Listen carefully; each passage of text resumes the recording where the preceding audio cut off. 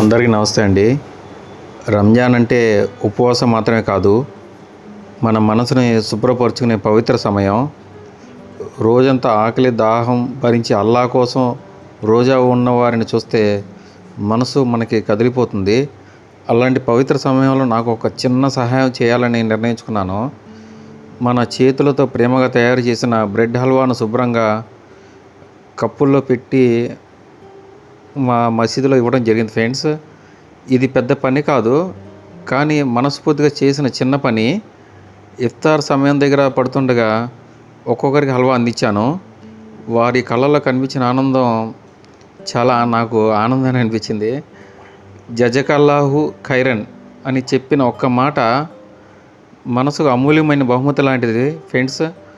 వారి దువ్వాలు మన జీవితానికి వెలుగు కావాలని కోరుకుంటున్నాను.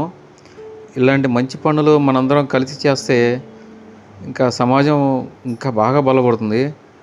అల్లా మన నియ్యతను కబూల్ చేసి మరిన్ని సేవలు చేసే అవకాశం ఇవ్వాలని కోరుకుంటున్నాను. నాకు ఒక చిన్న ఇన్సిడెంట్ జరిగింది. నా ఎదురు కూర్చున్న చిన్న బాబు నాకు ఒక సమోసా ఇచ్చాడు. అతని వయసు కూడా అసలు చాలా చిన్న అతను. ఇలాంటివి చాలా జరుగుతుంటాయి మసీదులో. ఇవన్నీ చూస్తూ ఉంటే ఆ ప్రేమ ఆప్యాయాలు అసలు మామూలుగా ఉండదు.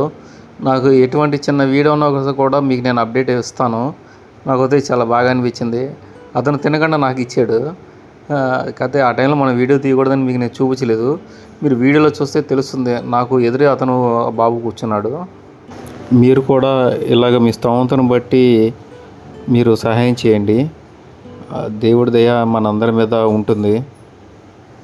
మన స్తోమతను బట్టి ఒక గ్లాస్ మంచినీళ్ళు అందించండి చాలు. మనం ఏదో పెద్ద పెద్ద పనులు చేయక్కర్లేదు ఫ్రెండ్స్.